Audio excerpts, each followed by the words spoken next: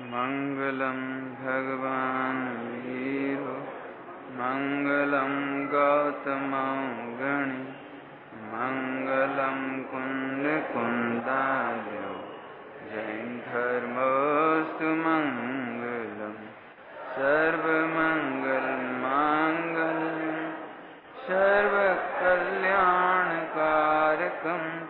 प्रधानम सर्वधर्माणां जैनम जयतु शासनम जैनम जयतु शासनम। बीतरागी देव शास्त्र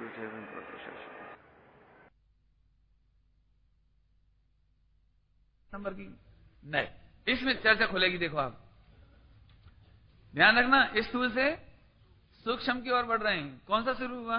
औपचारिक सद्भूत व्यवहार। देखो आचार्यों को औपचारिक कहने में थोड़ा उनको भी अच्छा सा नहीं लगता, इसलिए शास्त्रों में अशुद्ध सद्भूत व्यवहार नहीं भी आता है। अशुद्ध सद्भूत औपचारिक, क्योंकि वैसा लगता है ना औपचारिक उधर लिखा था जैसा, तो इसलिए कहीं कहीं औपचारिक भी आता है और कहीं कहीं अशुद्ध भी कहती है। और बहुत सरल है। देखो आप ये समझ लेना कि अशुद्धता इज इक्वल टू उपचार। अब अशुद्धता क्या, ध्यान से सुनना। पहले सद्भूत का अर्थ जल्दी समझो आप।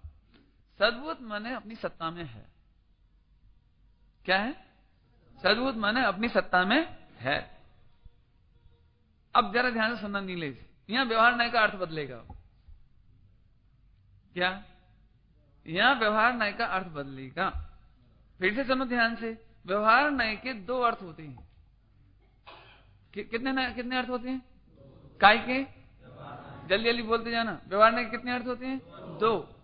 तो पहले दो में तो अभेद करता था, है तो भेद, है तो भिन्न, लेकिन अभेद करता था। और यहां उसका उल्टा करेगा, है अभेद, करता है भेद।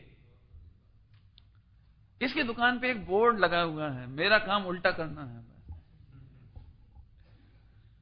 जहां भेद होगा वहां अभेद करूंगा, जहां अभेद होगा वहां भेद कर दूंगा। याद रह जाएगा अर्पित? फिर से बोलो जरा। व्यवहार न्याय के दो अर्थ हुए, कौन कौन से? हाँ, अभेद है वहां भेद कहेगा, और भेद है वहां कहेगा, करेगा नहीं। ध्यान रखो, करेगा नहीं, करेगा नहीं, कहेगा। क्यों कहेगा वो करेगा में क्या फर्क पड़ता है? पंडित जी रा कोई तो अंतर है। हा की जगह रा लगा दो। क्यों? कहेगा वो करेगा कि नहीं नहीं, एक अक्षर का अंतर नहीं है। यदि वो अभेद को भेद कर दे तो वस्तु ही खंडित हो जाएगी। वस्तु खंडित नहीं होती है। और भेद को अभेद कर दे तो सारे वस्तु में फिर एकात्मकता हो जाएगी, और वो आगे जाके बढ़ेंगे तो अव्यवस्था ही फैल जाएगी, पूरी अनवस्था, ये फिर तो सब गड़बड़ी हो जाएगी। तो ऐसा नहीं है, समझ में आया? फिर से चलिए। व्यवहार न्याय के दो अर्थ हैं, कौन कौन से? अभेद को भेद कहता है, भेद को अभेद कहता है। ध्यान से सुनना, मैं पूछ रहा हूं। भिन्न को अभेद कह रहा है, ऐसा उपचार करता है, अभेद का उपचार करता है। कौन सा न्याय है वो? उपचरित असद्भुत व्यवहार। उपचरित मैंने असद, सॉरी, उपचरित नहीं असद्भुत, उपचरित नहीं असद्भुत। कौन सा हुआ? असद्भुत व्यवहार। चलिए, अब है तो अभेद और भेद कर रहा है, कौन सा न्याय बन गया? सद्भुत व्यवहार। बराबर समझ में आया? अच्छा, इधर ध्यान से सुनना। अब हम सद्भुत का अर्थ कर रहे हैं, ध्यान से सुनना। सद्भुत व्यवहार का अर्थ कर रहे हैं, ध्यान से सुनो। बहुत सरल, देखो एक जल्दी समझ में आ जाएगा आपको। सद्भुत जैसे शक्कर में मिठास है, सद्भुत है। देखो सद्भुत है ना, शक्कर में क्या है? मिठास, वजन, सुगंध, चिकनाई है ना। तो जिस शक्कर में है कि नहीं है? है, लेकिन जो भेद कर दिया, भेद कर दिया ना, शक्कर में मिठास है, ढूंढो कहां है? कहीं ऐसी भरी रखी है क्या? वो तो उससे सद्भुत है, मैंने अभेद है। लेकिन तुमने कथन ऐसे किया जैसे कई बार लोग ऐसे पूछते हैं, पंडित जी आत्मा में अनंत गुण है कि हाँ है, तो पहले नंबर का गुण कौन सा? अब जिसको ऐसा क्यों लगा कि अपन क्रम से कहते हैं ना, हाँ आत्मा में ज्ञान है, दर्शन है, चारित्र है, तो ऐसा लगता है जैसे मोतियों की माला हो ज्ञान है, दर्शन है, चारित्र है, सुख है, ऐसा नहीं है। आत्मा में अनंत गुण अभेद हैं, परंतु कहने से हम भेद करके समझाते हैं। वो हो गया सद्भूत। सद्भूत हो गया। व्यवहार नहीं। सद्भूत माने उसमें है, और व्यवहार नहीं माने उसमें भेद करके कहता है। फिर से शक्कर में मिठास अभेद है, ये सद्भूत। सोने में पीलापन अभेद है, ये सद्भूत। ठीक है, ठीक है। नमक में खारापन, घी में चिकनास अभेद है, ये सद्भूत हो गया, ये सद्भूत हो गया। और व्यवहार ने क्या किया? उसने भेद कर दिया। उसमें भेद कैसे कर दिया? कर दिया नहीं, कहता है। लेकिन अब हम करना भी कहें तो आप कह नहीं समझा, क्योंकि व्यवहार की भाषा भी ऐसी होती है। हम करना कहेंगे तो आप कह नहीं समझना उसका भाव है।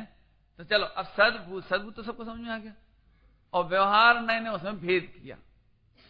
अब प्रश्न है अशुद्ध और शुद्ध का। तीसरा चौथा नंबर में खड़ा होगा ना, अशुद्ध और शुद्ध। या यहां की भाषा में कहो तो उपचरित और अनुपचरित। ठीक है। अब देखो, आपको दोनों ना एक साथ पढ़ा रहा हूं मैं, दोनों ने एक साथ, क्योंकि अलग से जाने की अब जरूरत ही नहीं पड़ रही।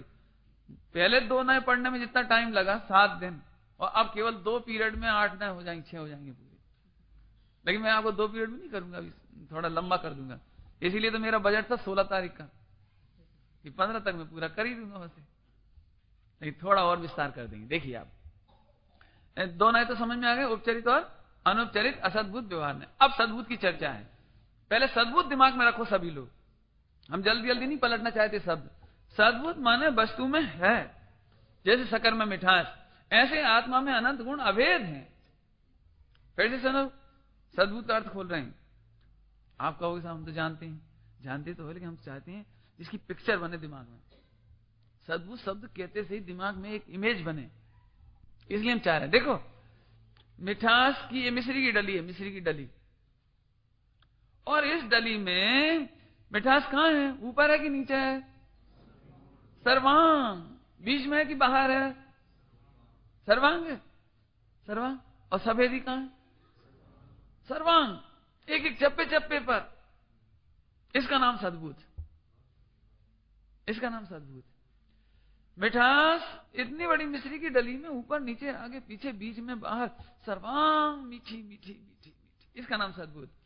ऐसे ही अनंत गुण आत्मा में अर्थात मेरे में सद्भूत, सर्वांग, एक एक प्रदेश पर चप्पे चप्पे पर अनंत अनंत गुण, अनंत अनंत गुण, ये सद्भूत। पहले दूसरे नंबर का कोई मतलब? पहला गुण कौन सा? इसका मतलब ही नहीं है। ऐसा नहीं ज्ञान इधर है, अन्य मत में जैसी कल्पना करते हैं ज्ञान इधर है, दर्शन इधर है क्या, और चारित्र इधर हृदय में। ऐसा नहीं है। आत्मा के सर्वांग प्रदेश में अनंत गुण सद्भूत हैं। तो कैसे सद्भूत हैं? एक एक चप्पे चप्पे पर, एक एक प्रदेश प्रदेश पर अनंत गुण, अनंत शक्ति। हो, इसका नाम सद्भूत। अब देखना, ध्यान से सुनना, अनंत गुणात्मक आत्मा, ये सद्भूत हो गया। तो बताओ तो कौन सी शक्ति है, कौन सा गुण है? तो अब हमें कहना पड़ेगा। अब कहना पड़ेगा, तो हम जैसे ही कहना शुरू करेंगे उसके 2 भाग हो जाएंगे, उसके 2 भाग हो जाएंगे कि शुद्ध गुण कहें कि अशुद्ध गुण कहें, शुद्ध पर्याय कहें कि अशुद्ध पर्याय कहें। नहीं, कुछ गुण ऐसे हैं जो शुद्ध परिणमते हैं, और कुछ गुण ऐसे हैं जो अशुद्ध परिणम रहे हैं। तो 2 भाग हो गए ना। अनंत गुण अनंत शक्ति में से 2 भाग हो गए। तो एक चला गया उपचरित में, एक चला गया अनुपचरित में। याद रहेगा? अब मैं आपको फिर से समझा देता हूं, ध्यान सुनना, भूल तो नहीं रहे। फिर से सुनो, अनंत गुणात्मक आत्मा जो सद्भूत हो गया। अब इसमें भेद नहीं साहब, अनंत गुणात्मक है तो बताओ तो बताने के नाम पर भेद खड़ा हो गया, व्यवहार नए। और व्यवहार में जब खड़ा हुआ तो कुछ शुद्ध गुण थे, शुद्ध पर्याय थी, और कुछ अशुद्ध गुण थे, अशुद्ध पर्याय थी। तो अशुद्ध गुण अशुद्ध पर्याय चली गई उपचरित सद्भूत व्यवहार। कायम चली गई। उपचरित में कौन सी चली गई? अशुद्ध गुण गुणी का संबंध, अशुद्ध पर्याय पर्यायी का संबंध। किसका संबंध? जरा में बहुत सारे शब्द हो गए दिमाग में आपके, है ना अनूप? ठीक है, तो मैं फिर से कराता हूं, गड़बड़ा नहीं। पहले मैं शब्द पकड़ा दूं, फिर भाव बताऊंगा। देखो, सुनो, सद्भूत माने क्या? अनंत गुणात्मक पदार्थ। अपन ने भेद नहीं किया उसमें, एक पदार्थ, ये सद्भूत हो गया। तो साहब जी कहो तो सही, कितने गुण है, कौन कौन से गुण है बताओ तो। लड़का बहुत अच्छा है, तो बहुत अच्छा जी, तो एक बात हुई, तो अच्छा माने क्या? तो अब उसकी हमने वैरायटी बतानी शुरू करी, उसके गुण बताने शुरू किए। तो दो प्रकार के हुए, अच्छे और बुरे। तो जो बुरे बुरे थे वे चले गए उपचरित में, उपचरित सद्भूत व्यवहार में। और जो अच्छे अच्छे थे वो कहां में चले गए? अनुपचरित सद्भूत। इतनी बात समझ में आ गई सबको? अब ध्यान रखना, अशुद्ध गुण गुणी का संबंध, अशुद्ध पर्याय पर्यायी का संबंध कहना, भेद कर दिया ना, पर्याय पर्यायी, गुण गुणी, ये भेद कर दिया ना। भेद करना ये व्यवहार नय हो गया, भेद करना ये व्यवहार नय हो गया। इसने इस व्यवहार ने किसमें भेद कर दिया? सद्भूत में। सद्भूत माने, सद्भूत का भाव समझ में आ गया? जैसे मिश्री की डली सर्वांग मिठास से तन्मय है, वहां कोई मिठास का भेद नहीं है, मिठास मिठास मिठास ऐसी नहीं है, अलग अलग भिन्न भिन्न नहीं है, अभेद है। सद्भूत में उसने भेद करके कहा। क्या कहा? क्या कहा? क्या कहा? क्या कहा? अभेद में भेद डालकर कहा। क्या कहा? सद्भूत में भेद करके कहा, गुणों को और पर्यायों को। ठीक है, ठीक है, समझ में आया? अब इसमें एक बात समझ लो जल्दी से, अब एक बार रिपीट और कर रहे हैं हम फिर से, इसके बाद आगे बढ़ेंगे। हे भैया, वस्तु में कितने गुण हैं? इसको क्या कहेंगे? सद्भूत। बस सीधी सी बात है, अब इसमें कोई कठिन नहीं है। अभेद वस्तु होती है ना, अभेद वस्तु अनंत गुणात्मक, तो सद्भूत हो गया। तो व्यवहार ने क्या किया? समझाने के लिए। काय के लिए? काय के लिए? अनुभव के लिए नहीं, बस ये पॉइंट माइंड में नोट कर लेना। समझाने के लिए, अनुभव करने के लिए नहीं, अहम करने के लिए नहीं, लक्ष्य करने के लिए नहीं, केवल समझाने के लिए। क्योंकि समझाएं कैसे? देखो समझना ध्यान से, अर्थशास्त्र के सिद्धांत पढ़ाते हैं, ये कोई सिद्धांत पढ़ाते हैं ना, तो सिद्धांतों के गुण दोष दो ही बता देते हैं। तो फिर काय के लिए बता देते हैं? लड़ाई झगड़े के लिए, हैं? समझाने के लिए बता देते हैं, और समझने के बाद आप उसमें से बस अपना काम करते चले जाना, निर्णय करके। नहीं, माइनस प्लस तो सबके होते हैं ना। ऐसे ही हमारा काम तुम्हें समझाना है, इसके बाद तो तुम तन्मय होना बस। अब ध्यान से सुनना, इसमें बहुत वेद विज्ञान की चर्चा आई, बहुत वेद विज्ञान की। अभी तो मैं ऐसे शब्द पढ़ा रहा हूं ना, इसलिए थोड़ा बोझ जैसा हो गया। 4 नए हो गए आपके कंप्लीट। पढ़े? अभी पढ़े, फिर से पढ़ो। आइए, सद्भूत लीजिए, सम्यक ज्ञेय के स्थान पर लिख देंगे आप सम्यक ज्ञानांश। ठीक है, आगे देखिए, सद्भूत अखंड में खंड करके समझाना। तो ये पूरा ले लेना, सद्भूत व्यवहार नय का मीनिंग है ये। यहां सद्भूत अकेला लिखा ना, सद्भूत व्यवहार नय का मीनिंग क्या हुआ? अखंड में खंड करके समझाना। लेकिन यदि सद्भूत अकेला लेंगे तो क्या लिखना चाहिए? अनंत गुणात्मक, ऐसा आना चाहिए। आगे लिखा है ब्रैकेट में, द्रव्य खंडित नहीं होता। लेकिन ये भाषा जिस तरह से लिखी ना, अखंड में खंड करके समझाना, माने सद्भूत व्यवहार नय। चलिए आगे, सोपाधि गुण गुणी में भेद को विषय बनाने वाला। सोपाधि चार्ट दो, चार्ट बिना चार्ट के अब पढ़ाई नहीं हो पाएगी, आप समझ नहीं पाओगे। सोपाधि माने क्या होता है? सोपाधि क्या होता है? सभी लोग ले लो ये चार्ट, जिनके पास नहीं चार्ट वितरण कर दो जरा, ताकि अपन जब शब्द देखते हैं ना तो उसका मीनिंग वही याद हो जाता है। सोपाधि गुण गुणी में भेद को विषय बनाने वाला। सोपाधि का मतलब है कर्म की उपाधि लग गई है जिसमें, परलक्षित हो रहा है जिसमें। हम अशुद्ध हैं तो आत्मा अशुद्ध कब होता है? लेकिन अशुद्ध की संगति से अशुद्ध की उपाधि पड़ी, उपाधि आई ना। हाँ हाँ, जैसे जैसे जैसे जैसे, हाँ, नहीं नहीं नहीं, कौन सा छायक भाव? छायक भाव ना, वो नहीं लेंगे इधर, वो अभी आगे खतौनी होगी उसकी खतौनी आगे करेंगे अपन, अभी वो नहीं लेना। अभी तो उपचरित है। हाँ, चार भाव कहना अर्थात उनका कर्ता कहना, चार भाव का कर्ता कहना है। हाँ, कर्म की अपेक्षा से कहा था वो कल अपन ने, है। हाँ, इसलिए बस इतना ही है वहां अनुपचरित, क्योंकि कर्म आत्मा के एक क्षेत्रावगाही रहते हैं ना, तो वहां उनका क्षय करना, मैंने क्षय कर दिया उनको, तो ऐसा कहना, हम बात थोड़ी सी आएगी। महावीर भगवान ने 8 कर्मों का नाश करके मोक्ष गए कि नहीं गए? गए कि नहीं गए?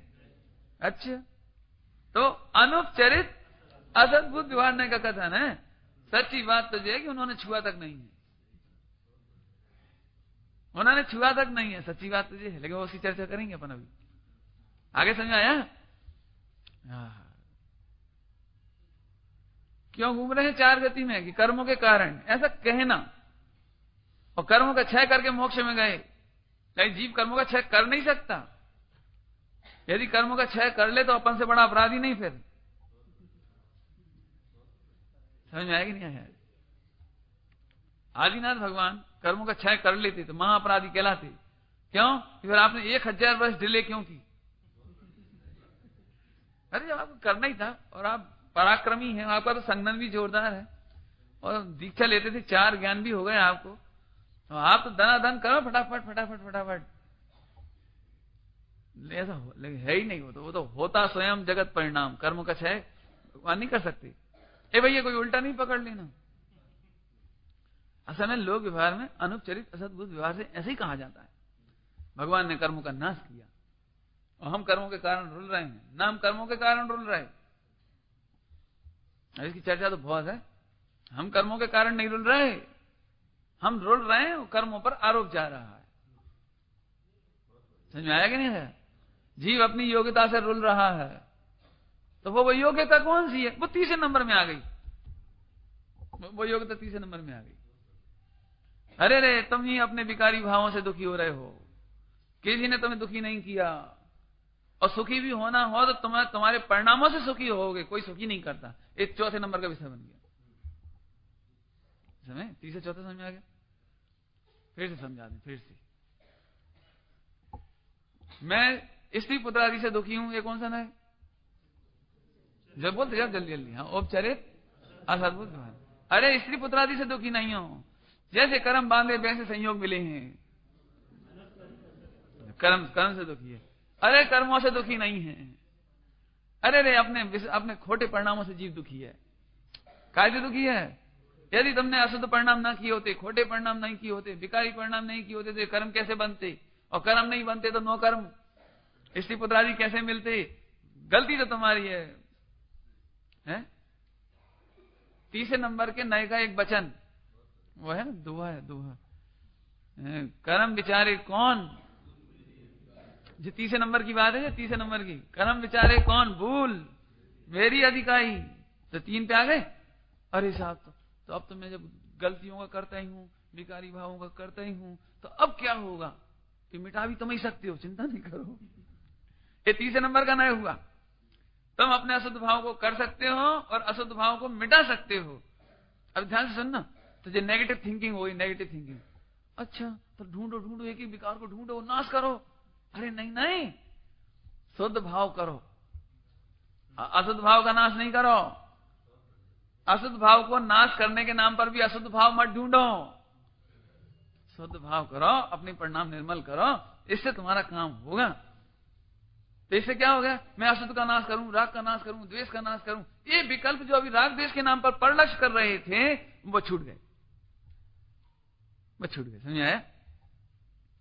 तो फिर क्या हुआ? मैं शुद्ध की आयत हूं। ये भाव किसने किया? मैं शुद्ध हूं, सम्यक दर्शन ज्ञान चाहिए। ये किसने किया? कि जीव नहीं किया। ये कर्ता कर्म का भेद है, ध्यान रखना है। हाँ, बढ़िया, शाबाश। तो 4 नए समझ में आ गए कि नहीं आए? आ गए? अब देखो भैया, मैंने पहले ही दिन कहा था दूध गाढ़ा हो जाता है तो पचाने में मेहनत लगती है।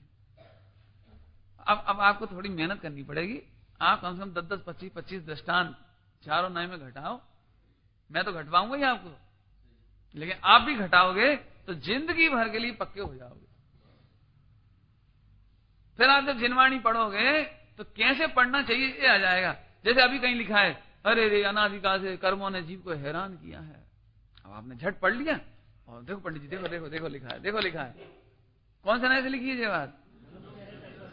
अनुपचरित असद्भुत। असद्भुत है ना, असद्भुत है ना, है? तो वो ऐसे अकल से पढ़ो।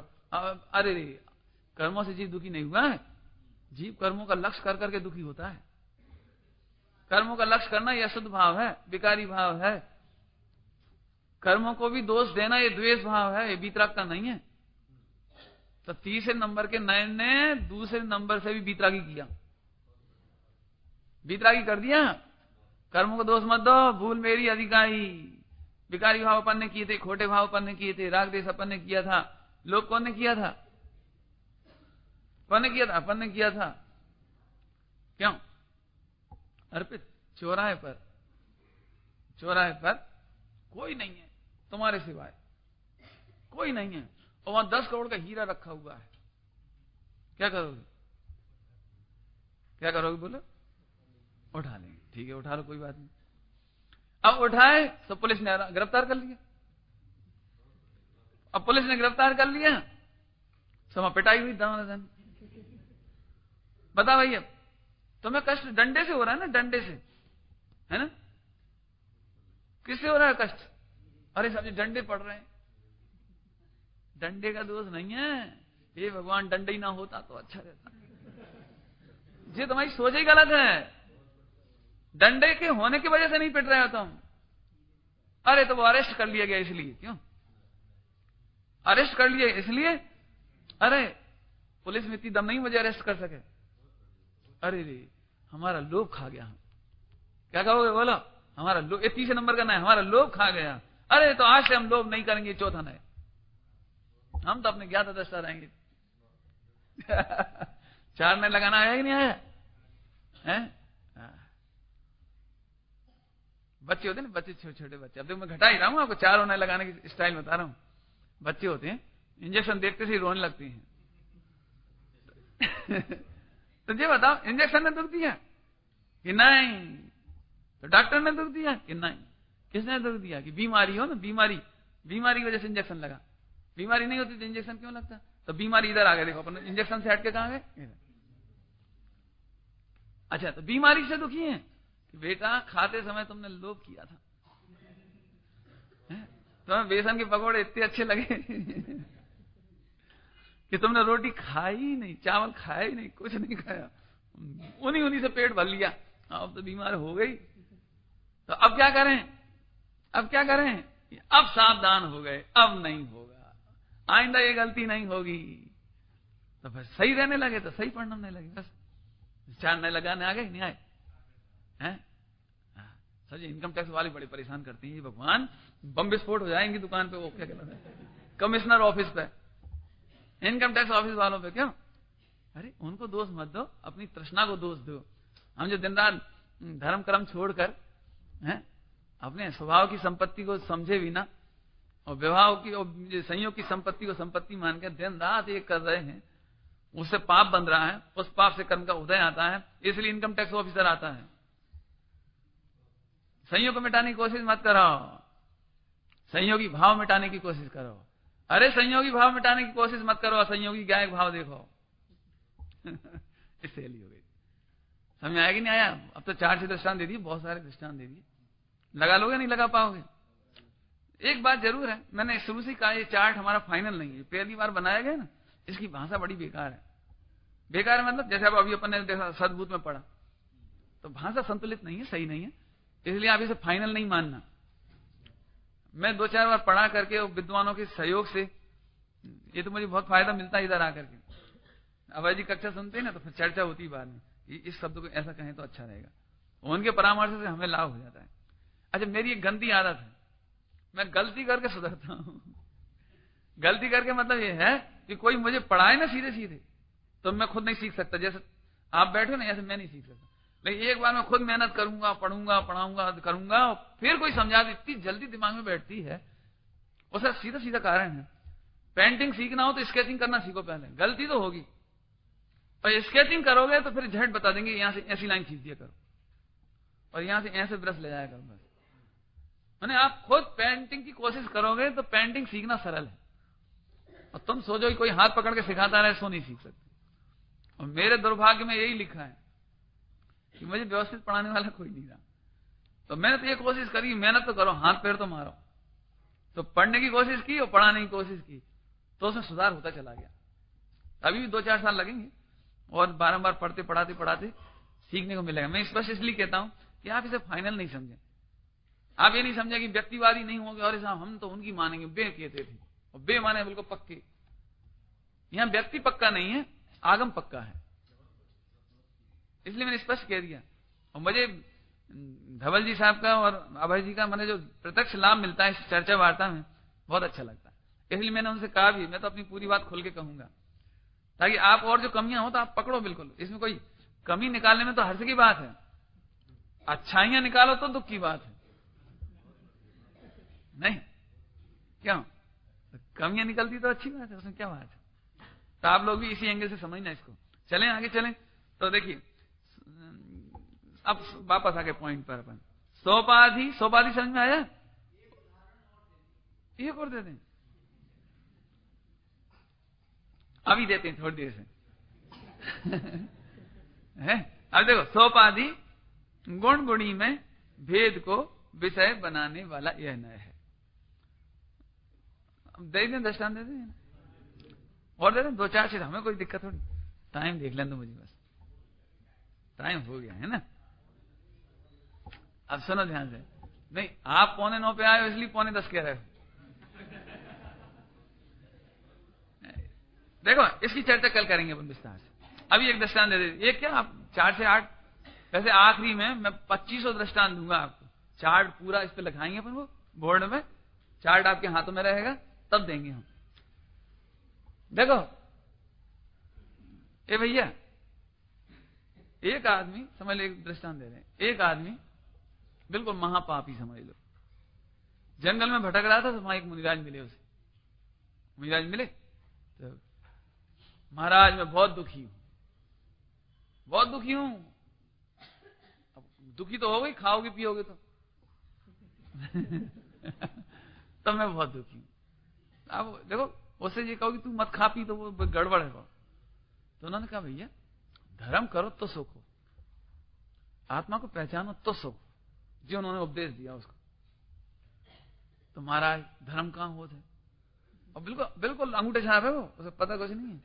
और आत्मा क्या चीज है ना। तो बोले एक काम करो, तुम जैन मंदिर जाया करो, जैन मंदिर में धर्म होता है, जैन मंदिर में आत्मा मिलेगी तुम्हें। अच्छा, तो उसने बिल्कुल बेअकल था, तो उसने यही समझा कि जैन मंदिर में धर्म है, जैन मंदिर में आत्मा मिलता है, अपन ले आएंगे वहां से। तो जैन मंदिर आ गया। अब जैन मंदिर में धर्म होता है, जैन मंदिर में आत्मा मिलती है, जो उपचरित असद्भुत व्यवहार में। ठीक है, तो मंदिर आया और ढूंढने लगा। अथवा तो लोग दर्शन कर रहे थे तो वो भी दर्शन करने लगा, वैसे हाथ जोड़ने लगा, वो भगवान की ओर देखने लगा, भगवान धर्म ट्रांसफर करो। कुछ हुआ नहीं। लेकिन इतनी बात जरूर है, उसने इतना समझ लिया कि धर्म तो होना शुरू हो गया। क्योंकि मुनिराज झूठ थोड़ी बोलेंगे, उन्होंने कहा था मंदिर जाया करो। हम मंदिर जाने लगे तो धर्म शुरू। अब भले हम समझ में नहीं आए, आखिर धर्म भी तो अमूर्तिक है, वो अपने नहीं दिखता, लेकिन शुरू तो हो गया। तो बड़ा खुश, मैं धर्मात्मा हो गया। फिर वो जंगल में गए एक बार, फिर मुनिराज मिल गए कि साहब मैं तो खूब धर्मात्मा हो गया, मजा आ गया, आपने बड़ी कृपा की थी उस दिन। चले अच्छा क्या करते हो? रोज जाते हैं और देख के चले जाते हैं। अरे मूर्ख, ऐसे धर्मात्मा थोड़े ही होते हैं। धर्मात्मा तो तब होते हैं, अरे भगवान का स्वरूप विचार करो, नहीं पूजा करो। अब देखो पूजा करने पे लाए, पूजा करो, नमस्कार करो, ऐसे करो, कछु पढ़ो पढ़ो। मैंने देख क्रिया की तरफ से लगाया है ना। अच्छा, तो ऐसे धर्म होता है, हमें क्या मालूम था। तो वो वैसे करने लगा, प्रक्षाल करने लगा, पूजा करने लगा, पाठ करने लगा। सब समझ लो क्रियाकांड में, मैंने पूरे क्रियाकांड में लगा दिए, समझ लो से। पानी छाना तो धर्म होए, नहीं शुद्ध खाओ सो धर्म होए, ऐसा सब लगा दिए। अब वो फिर बस खुश, मैं तो धर्मात्मा। तीसरी बार फिर महाराज मिले, महाराज आपकी कृपा से धर्मात्मा हो गया, मेरा मोक्ष तो पक्का ही है। केले भैया इतना किया तो शाबाश, इतना किया तो ठीक, परंतु बेटा ये तो क्रिया कांड हुआ ना, तेरे जो परिणाम है उनका तुझे कुछ खबर है? भगवंतों का स्वरूप जानता है तू? भगवंतों के प्रति है कुछ जानते हो, स्वरूप जानते हो? तो विचार करो, स्वाध्याय करो, भगवान का स्वरूप विचार करो। तो विचार करने लगा, अब अपने को धर्मात्मा मानने लगा। अब तो ठीक है ना, अब तो पंच परमेश्वर का स्वरूप भी जानने लगा और आत्मा का स्वरूप का विचार भी करने लगा। अब तो ठीक है, सारे गुणस्थान मार्ग स्थान सीख लिए उसने, तीसरे नंबर में सब सीख लिए। अब वो अपने आप को बड़ा धर्मात्मा माने, मेरे जैसा धर्मात्मा कौन? पूछ लो गुणस्थान मार्ग स्थान सब, समय सार जी, नियम सार जी सब। फिर वो खुश हो गया। फिर महाराज जी मिले कि भैया ऐसे धर्म थोड़ी होता है, भगवान का स्वरूप विचार करना हो कि आत्मा का स्वरूप विचार करना हो, ये तो विकार ही है। क्या क्या क्या कह दिया? ये तो तीसरे नंबर का है, ये तो तेरे सोपाधिक भाव हैं और तू तो निरूपाधि है, तू तो ज्ञान दर्शन का पिंड है। तू क्या विचार करता रहता, मैं ज्ञान दर्शन में ही, ज्ञान दर्शन में ही, ज्ञान दर्शन में ही शुद्ध हूं, शुद्ध हूं। ये भी विकार ही है, धर्म नहीं है। बेचारा उसको तो हार्ट अटैक होते होते बचा। कि हमें इतने ऊपर आ गए तब भी तुम हैं। तो अब चौथे नंबर में उसको निरूपाधिक स्वरूप बताया। वो निरूपाधिक स्वरूप बताया तब उसे समझ में आया, वो ये है जब ऐसा हुआ।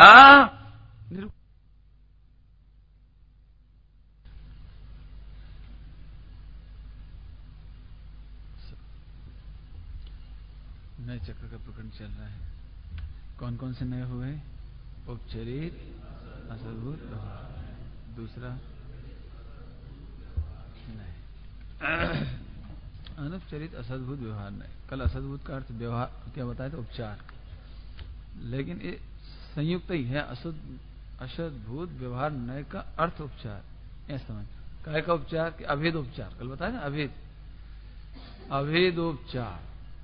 तो असद्भुत व्यवहार नए का संयुक्त शब्द का अर्थ समझ लेना, अभेद उपचार। यहां पर असद्भुत व्यवहार नए का पूरा भाव ऐसे समझना, अभेद उपचार।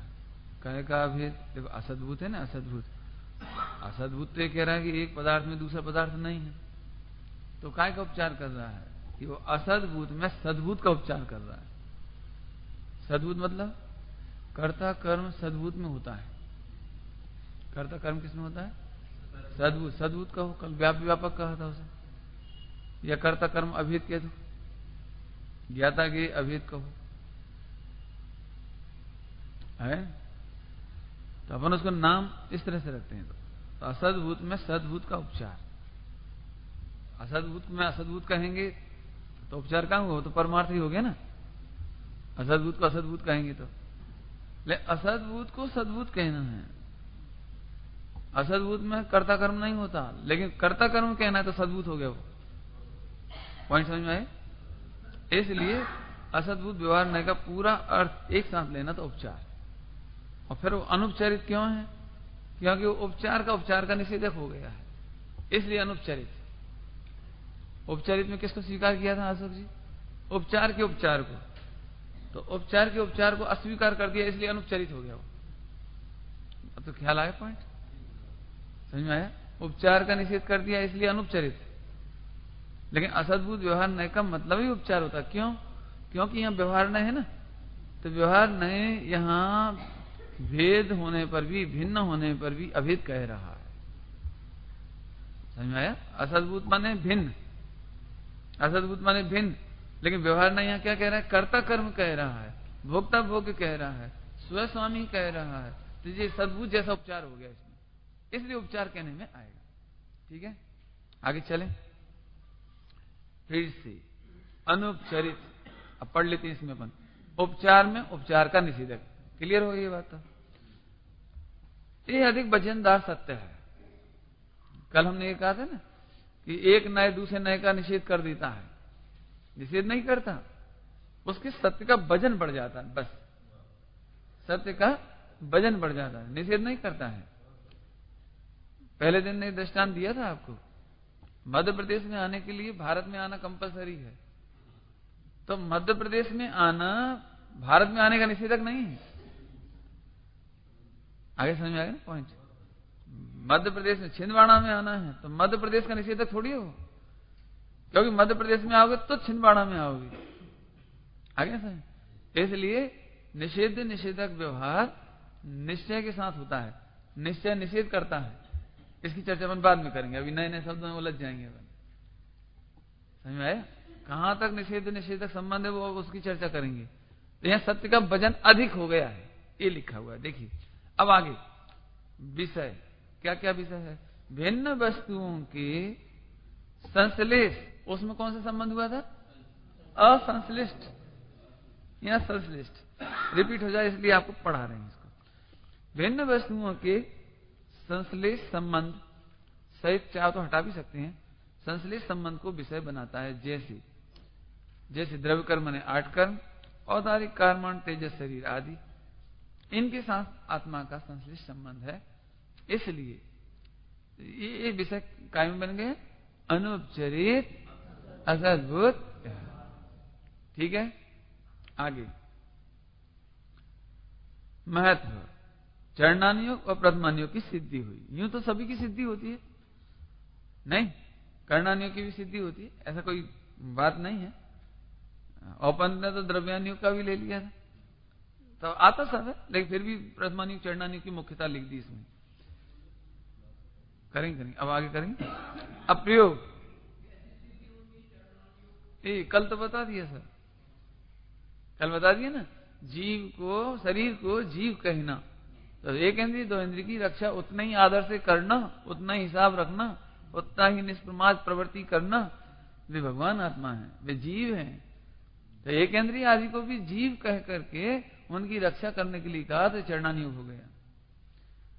और जिन लोगों को पानी छानने का विवेक नहीं है, इसका मतलब उन्होंने दूसरे नंबर का नय नहीं माना। उन्हें ऐसा लगता है लिखी तो रहती, कहां कहां देखें, उन्हें ऐसा लगता है अब का दिन भर पानी छानत रहे। एक महिला ने कहा, नहीं ऐसा तो यदि पानी छानेंगे, नहीं, हमारे राजमा जी साहब तो ऐसा कहते हैं, बहुत मोटा छन्ना रखते थे, तो आधा घंटे में पानी छनता था, ऐसा कहते थे, लेकिन हम समझ लो 10 मिनट में छमता था, एक बाल्टी नहाने का पानी 10 मिनट में। तो ऐसी बात उन्होंने हम बताई भोपाल में, तो सबको ऐसी लग गई, तो कहा दिन भर पानी छानत रहे। अरे तो तुम हमसे कह रहे हो, ये बात भगवान से कहना जरा, नहीं कहो, जिन्होंने अनुपचरित असद्भुत व्यवहार ने बताया उनसे कहो ये बात कि भगवान कछु सोच समझ के बोलो कछु।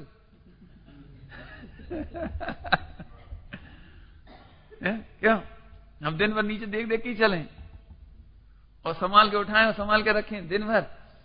इसमें एक मार्मिक बात और याद आ रही मुझे, जो अनुपचरित असद्भुत व्यवहार में सावधान नहीं है वे मुनि होने के लायक नहीं है।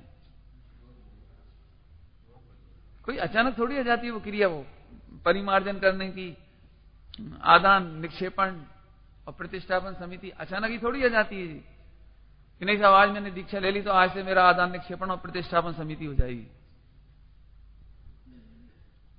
तो फिर क्या मतलब है कि आप अभी ग्रस्त में हो तो आप प्रतिष्ठापन समिति अभी से पालो। ऐसे नहीं सब्जी ऊपर से वो गई, सब्जी ऊपर से फेंक दी, छिलके वगैरह ऊपर से फेंक दिया, पानी ऊपर से फेंक दिया, कोई भी सामग्री हुई। खनियादाना में तो इतना बेकार अव्यवस्थित निर्माण है, मतलब मकानों का, कि वो घोक लेती ना, घोक चौक क्या कहलाते हैं, घोक कहते, घर के बाहर निकला हुआ इसका थोड़ा सा गैलरी तो क्या बाहर की साइड, सड़क की साइड निकली रहती, घोक बोलती है। तो घर से थोड़ा सा बाहर निकला हुआ हिस्सा, तो ऐसे झाड़ते जाते हैं उसको, ऐसे। अब नीचे आदमी जा रहे हैं, ऊपर से झाड़ते चले जाते। ऐसे नहीं, ऊपर से कचरा नहीं फेंको, ये प्रतिष्ठापन समिति है मुनिराजों के लिए। अब तुम्हें अभी अभ्यास नहीं होगा तो तब नहीं कर सकते, इसीलिए चूक देखने को मिलती है। बातें करते जा रहे, चलते जा रहे। आज जो देखने में मिलता है ना, ये इसलिए मिलता है कि पहले खूब मस्ती मारिए, घूमे फिरे, खूब गप्पे लगाओ और चल पड़े आगे, तो क्या करें भाई? नीचे देख के चलो। आपको यदि इसका अनुपचरित असद्भुत व्यवहार ने स्वीकार नहीं है, इसका मतलब ये निकला।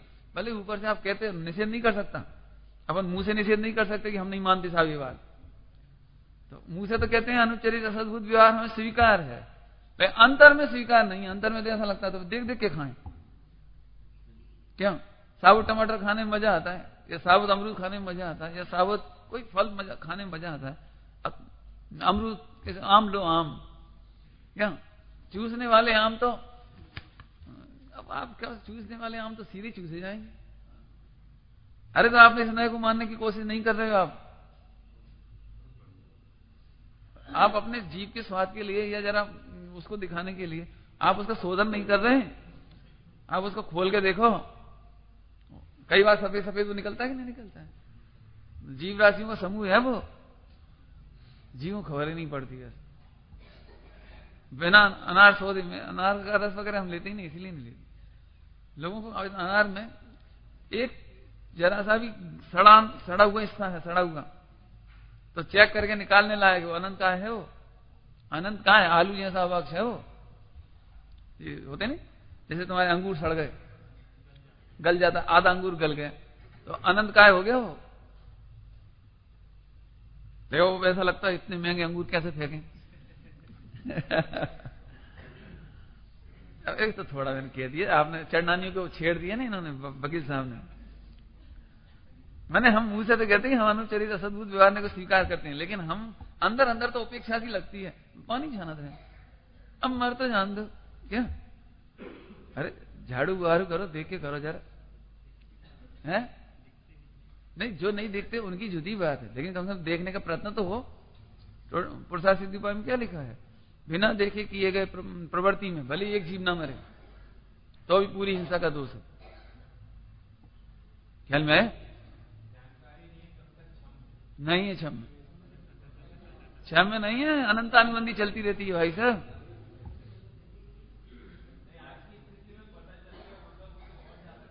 है हाँ हाँ हाँ, तो होती है, तो कोई बात।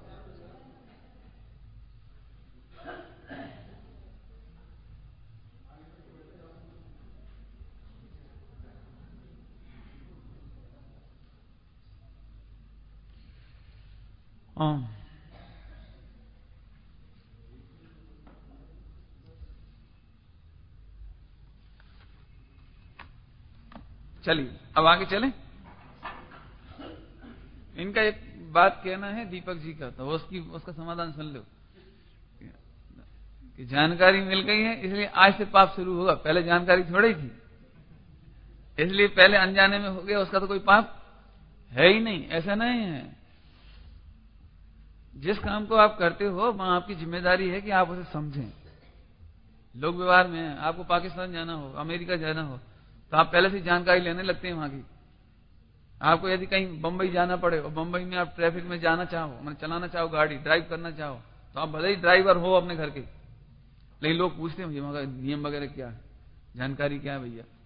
नहीं, तो आपको जानकारी लेनी चाहिए। यदि हम प्रवृत्ति करते हैं लोग में कोई भी प्रयोजन, आप अचानक कोई बिजनेस करो तो माफ हो जाएगा,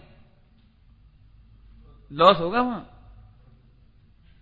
मुझे एक बहुत अच्छी कविता याद आ रही है, मैंने 7वीं 8वीं में पढ़ी होगी चाहे, सरोजिनी नायडू की थी, किसने की थी, मतलब उसमें उसका भाव ये था प्रकृति माफ नहीं करती। उस कविता का भाव था प्रकृति माफ नहीं करती। तो हमारे सर ने समझाया था, हमारे शिक्षक ने जो हमारे उस समय थे, वो उस कविता की याद है। मतलब प्रकृति माफ नहीं करती मतलब क्या है कि यदि तुम पहाड़ पे से गिर पड़ोगे तो प्रकृति माफ नहीं करेगी। अरे साहब वो तो बच्चा था बेचारा, बच्चे की क्या गलती, उसे क्या मालूम है? ऐसा नहीं है। अरे साहब वो तो बच्चा था, अग्नि को छू लिया बेचारे खेल खेल में, उसकी क्या गलती बेचारे की। अब उसे मालूम पड़ गया तो भविष्य नहीं करेगा। अभी तो माफ करो कि अग्नि माफ नहीं करेगी, कुआं माफ नहीं करेगा, रेलगाड़ी माफ नहीं करेगी, आप आगे कूदोगे कि हमें क्या मालूम। इसलिए अज्ञानता कोई बचने का उपाय नहीं है। इसलिए हम अज्ञानता का नाम, इससे एक नुकसान है दीपक जी यदि अपन कह देंगे हाँ मालूम नहीं था तो माफ, कि आलू में जीव हैं, मालूम नहीं था तो माफ, तो फिर स्वाध्याय को करने आएगा ही नहीं। क्यों? कि मालूम पड़ने के बाद पाप लगेगा, इसलिए मालूम ही मत करो। स्वाध्याय ही मत करो, क्यों? कि मालूम पड़ी और फिर पाप शुरू। और इसीलिए लोग कहते भी हैं विद्वानों को ज्यादा पाप लगेगा, विद्वानों को पाप लगेगा, क्योंकि वो जानते हैं और फिर भी गलती करते हैं। इसके लिए दूसरा दृष्टांत है, जानते हुए गलती करने पर इतना अपराध नहीं होता जितना अनजाने की गलती में होता है। क्या हम जानते हैं ठंडों के दिनों में पहले वो तापते थे, घंटों बैठे रहते थे, तो बीच बीच में अंगारा उठा के इधर से इधर कर लेते थे, ऐसे हाथ से कर देते थे, उंगली से कर देते थे। नहीं, माताएं बहनें पहले वो सिगड़ियों से ऐसे अंगारा लेके चूल्हे में डाल देती थी, तो उनको मालूम है कि जलाएगा, और फिर पकड़ते थे उसे, तो उतनी सावधानी रहती थी।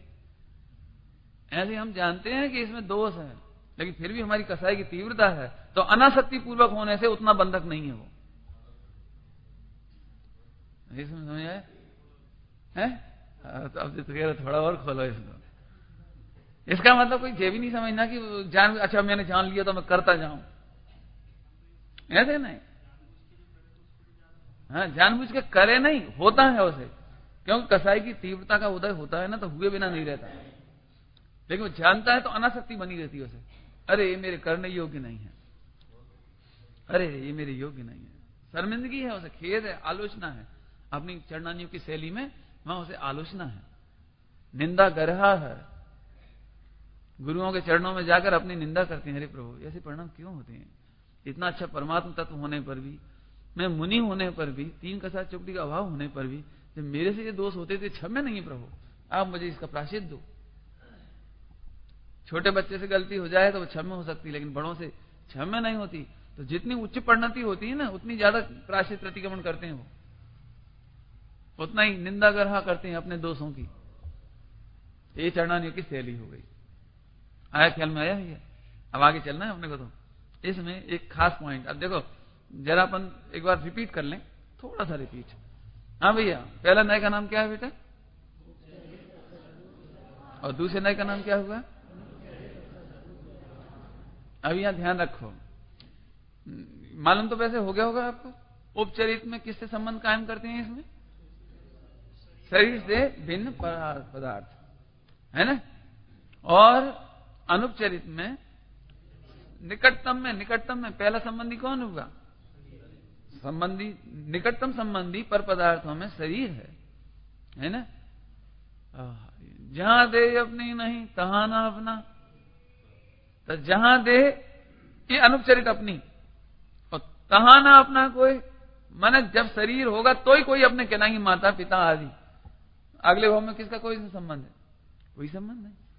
तो 2 संबंधी हुए, एक देह और एक देह के माध्यम से संबंध के संबंधी, 2 हो गए ना। तो देह से मेरा संबंध है निकटतम, ये कौन सा कहलाएगा? अनुपचरित। और इसके माता पिता पत्नी बच्चे, देह नहीं होती तो किसकी फैक्ट्री, किसकी दुकान, किसका मकान, किसका मंदिर? तो 2 चीजें हो गई ना। तो इन दोनों को असद्भूत कहते हैं। क्यों असद्भूत क्यों कहते हैं? क्योंकि आत्मा में दोनों ही नहीं है, शरीर भी आत्मा में नहीं है, कर्म भी आत्मा में नहीं है, और स्त्री पुत्र मकान दुकान भी हमारे में नहीं, तो असद्भूत। उपचरित क्यों कहा था? उपचार का उपचार, उपचार का उपचार माने पहले निकटवर्ती शरीर, और शरीर के माध्यम से उपचार खड़े हुए। इसकी जनक, इसकी जनेता माने मम्मी, इसके भैया, अपने नहीं, किसकी? देखो आगे ना, पहले तो ये आया, तो पहला संबंध इससे खड़ा हुआ। तो ये अनुचरित क्यों हुआ?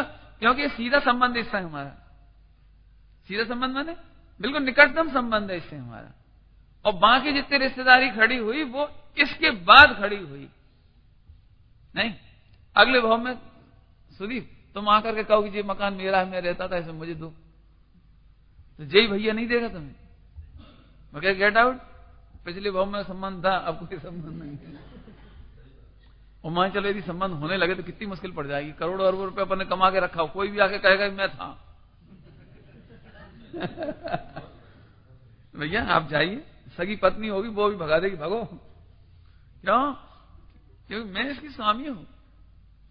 तब देह ये अनुपचरित, और देह के माध्यम से जितने संबंध हुए वे उपचरित। याद रह जाएंगी ये बातें, ठीक है? अच्छा, तो दोनों का कनेक्शन याद रखना। अब अपन आते हैं वापस, जरा इसके प्रयोग देखिए। इस प्रयोग में एक चर्चा है इसमें। जीव का शरीर मिल गया, शरीर को जीव कहना, ठीक है? जीव द्रव्य प्राणों से जीता है, इसकी चर्चा हो गई। द्रव्य कर्मों का कर्ता भोक्ता एवं नाश का कर्ता कहना, इस पॉइंट की चर्चा होगी। अरे रे, जीव कर्मों को करता है, भोगता है और नाश भी करता है, तीनों बातें। अध्यात्म में कहेंगे कि अकर्ता है, अभोक्ता है, और पर के साथ मेरा कोई स्वस्वामी संबंध नहीं है। यदि ये बात स्वीकार न की जाए, न की जाएगी बात चल रही है, तो फिर संसार और सिद्ध का अंतर ही नहीं रहेगा। एक बात। दूसरी बात, करे आप फल दे अन्य तो स्वयं किए निष्फल होते। तो कोई दूसरा भी नहीं देता, कोई दूसरों ने कर्म नहीं कर दिए तुम्हारे और दूसरा नहीं भोग लेगा। कल वाल्मीकि का दर्शन दिया, तुम अपराध करोगे तो जेल तुम्हें जाना पड़ेगा। ये भैया गंदे काम नहीं करो बेटा, सजा मिलेगी इसकी।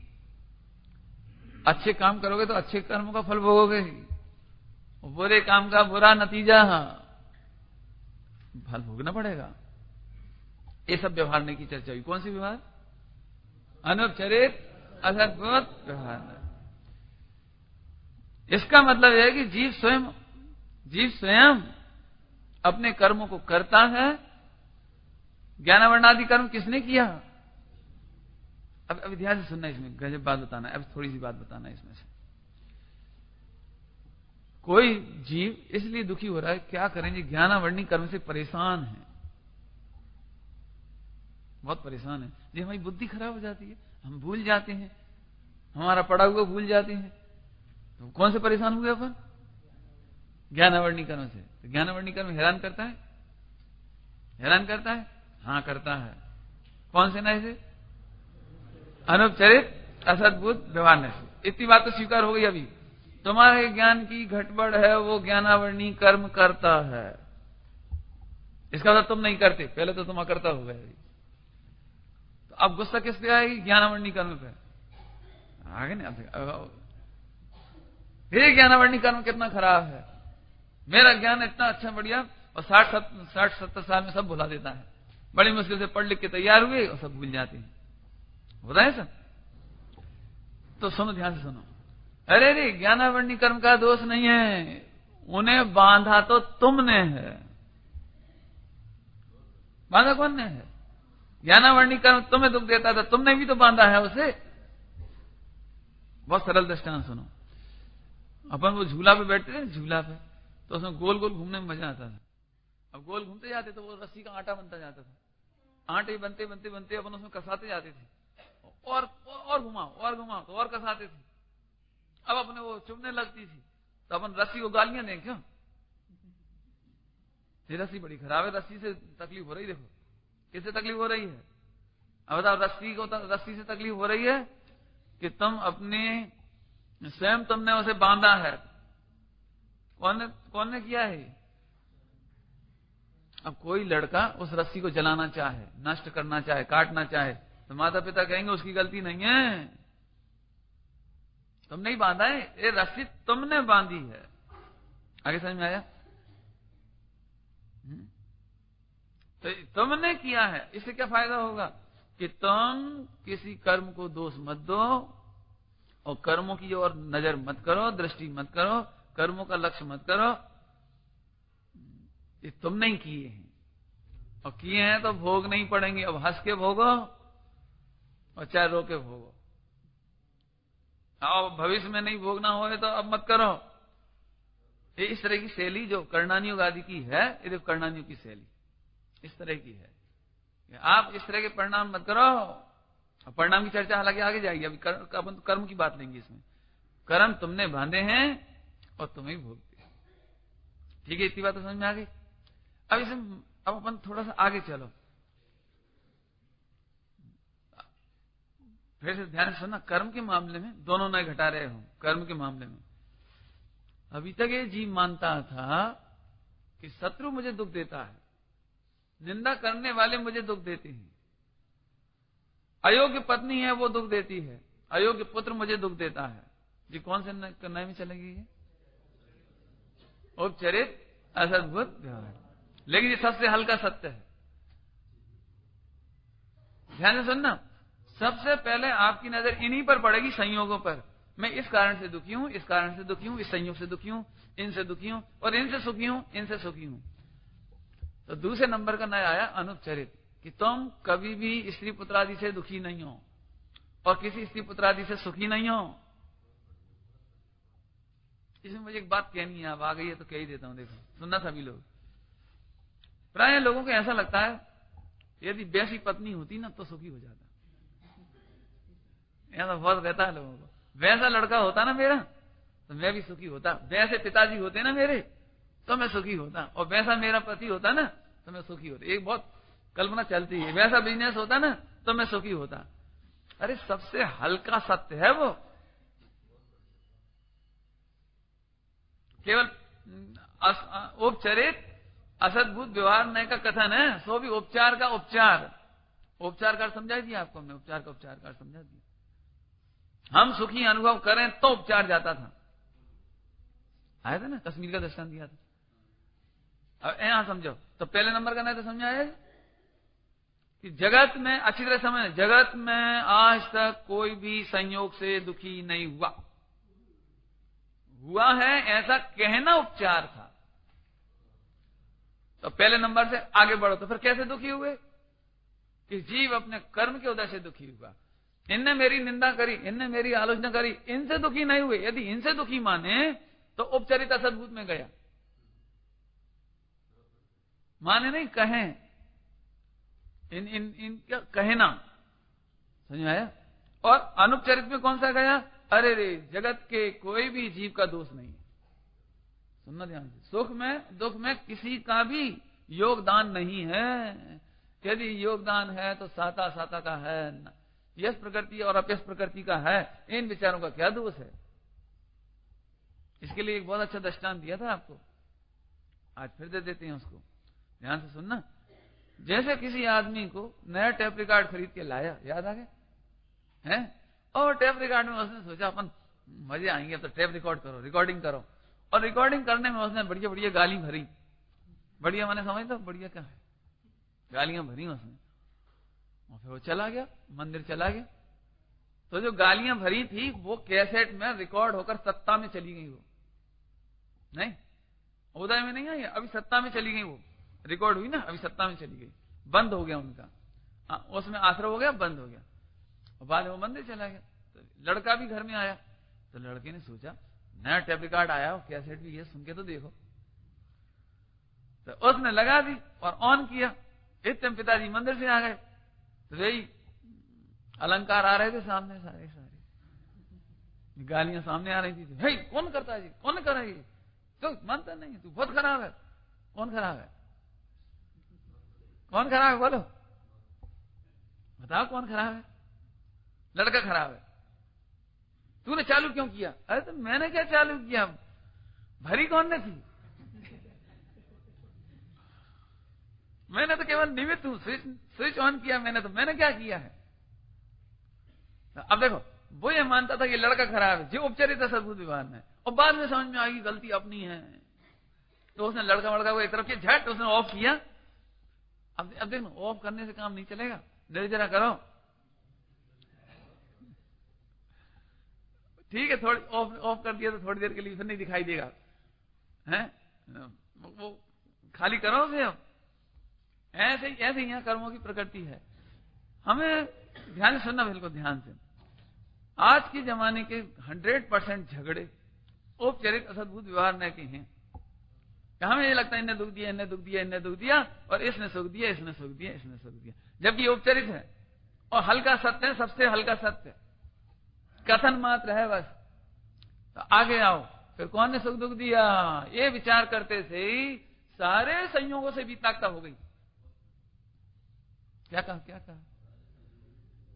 ध्यान से सुनना, ध्यान से। मैं एक पॉइंट और उठा रहा हूं इसमें, सभी लोग सुनना ध्यान से। एक पॉइंट और उठा रहा हूं।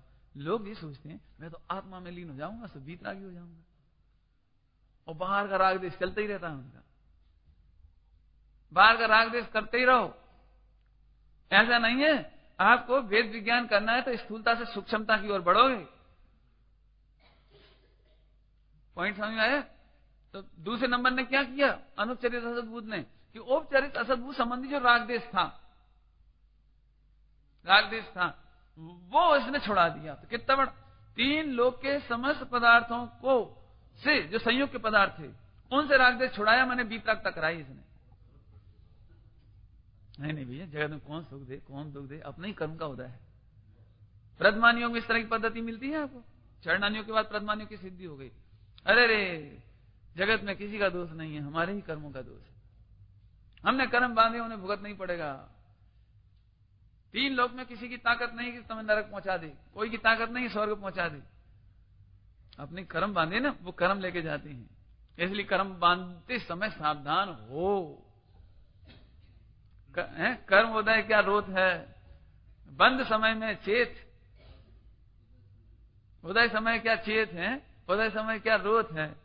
उदय के समय क्या रोते हो आप? कर्म बांधते समय सावधान रहो। नहीं, हाँ, सावधान होकर बांधना चाहिए। सावधान होकर बांधना चाहिए, माने बंद के समय में स्वभाव की सावधानी हो, स्वभाव ज्ञात दशा की सावधानी हो, तो बंद ही ना हो। इसका मतलब है बनते समय सावधान होना चाहिए था। नहीं, जब आग गिर रही थी तब तुम सावधान होना चाहिए था तुम्हें, माने तुम बचा लेते अपने आप को। ये तो थोड़ी बात हुई। आए समझ आए पॉइंट? अरे देखो कितना कमाल है एक नयों का, और उसने वीतरागी कर दिया इतना। अब लेकिन रागदेश किससे शुरू हो गया इसका? कर्मों से। कर्म दुख देते हैं, कर्म सुख देते हैं, साता वेदनी सुख देती है, असाता वेदनी दुख देती है, और मोहिनी तो बहुत ही हैरान है। 8 कर्मों में सबसे ज्यादा मोहिनी दुख का हेतु है। भैया 8 कर्म तुझे दुख नहीं देती। अब अभी देखो भेद विज्ञान करना है। क्यों? क्योंकि असद्भूत है जी। भेद विज्ञान करना है अपने को। पाठ तो पूरा हो गया, अब भेद विज्ञान करना है। 8 कर्म तुझे दुख नहीं देते हैं। कौन दुख देता है? वो 30 नंबर में जाके कहेंगे अभी, है वो 30 नंबर में जाके कहेंगे। चलें आगे, चलें 30 नंबर में चलें, वहां इसकी चर्चा और विस्तार से करेंगे अपन। आइए 30 नंबर में आ जाते हैं अपन। कौन कौन से 2 हो गए सुमित? औपचारिक और अनौपचारिक। क्या पूरा बोलो?